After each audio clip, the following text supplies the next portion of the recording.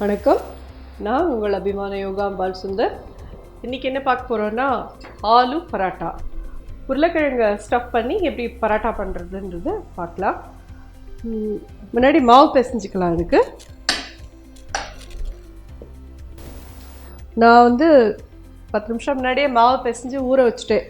ஒரு அரை மணியான மாவு நல்லா ஊறினா தான் நல்லாயிருக்கும். ஸோ உங்களுக்கு எப்படி பிசையணுங்கிறதுக்கோசரம் இதை காமிக்கிறேன். ஜஸ்ட்டு நான் 1 கப் மாவு எடுத்திருக்கேன். இதில் கொஞ்சமாக உப்பு போட்டிருக்கேன்.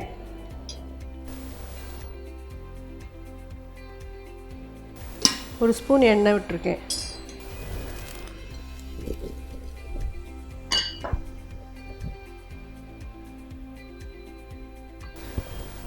இது சுடுற தண்ணியோ இல்லை பாலோ அதெல்லாம் விட்டு பிசையணும் அப்படிலாம் அவசியமே கிடையாது. நார்மலாக இருக்கிற பச்சை தண்ணியை விட்டு பிசைஞ்சிட்டு உங்கள் கை அழுத்தம் கொடுத்து ஒரு 10 நிமிஷம் அதை பிசைஞ்சுருங்க. உங்கள் உள்ளங்கை சூட்டினாலேயே சப்பாத்தி மாவு நல்லா சாஃப்டாகிடும். இது மேலே ஒரு சின்ன ட்ராப் எண்ணெய் விட்டு வச்சுடுங்க.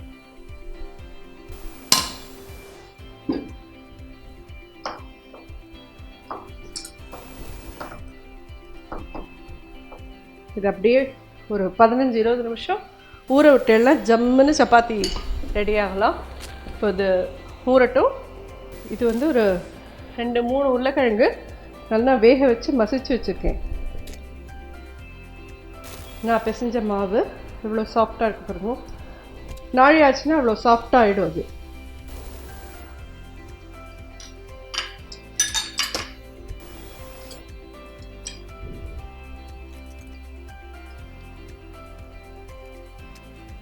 கொத்தமல்லி,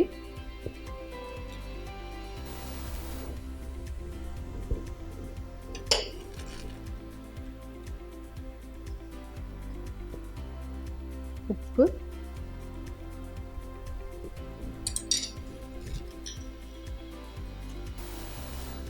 தனியா பொடி 1 ஸ்பூன் போடும். மிளகா பொடி உங்களுக்கு எவ்வளோ காரம் வேணுமோ அவ்வளோ போட்டுக்கணும்.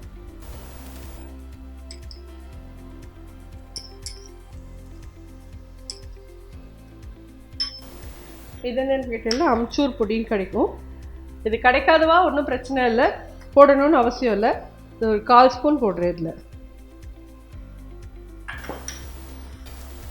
ஸ்டஃப் பராட்டாக்கு மட்டும் கொஞ்சம் நிறைய மாவு எடுத்துக்கோங்க. கொஞ்சம் பெருசாக எடுத்துக்கணும் இந்த சைஸ்க்கு.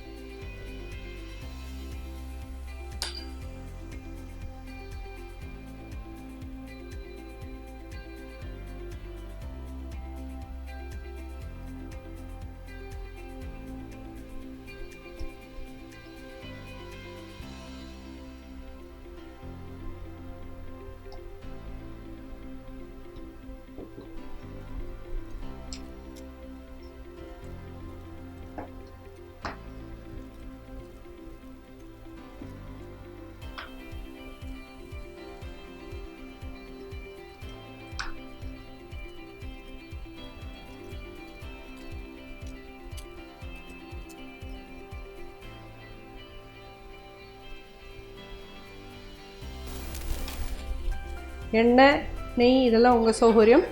நாங்கள் எண்ணெய் விட்டு பண்ணுறோம்னாலும் எண்ணெய் விட்டு பண்ணுவோம்.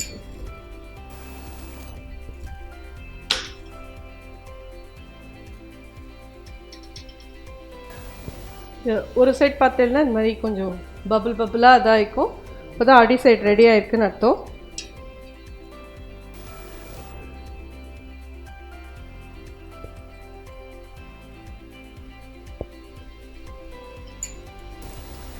இன்னொன்று பண்ணலாம்.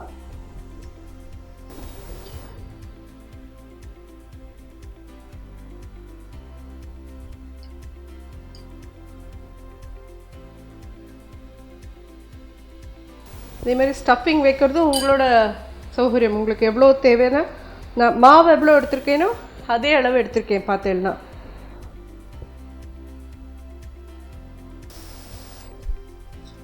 அழகாக ஸ்டஃப் பரோட்டாலாம் அந்த மாதிரி உப்பி வரும். அதுதான் அதில் ஸ்பெஷாலிட்டியே.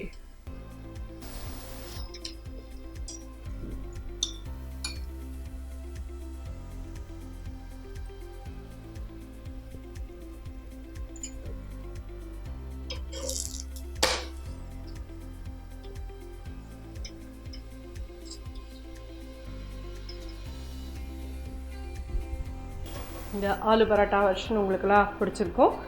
குழந்தைகளுக்கு அதுவும் நிச்சயமாக ரொம்ப பிடிக்கும்.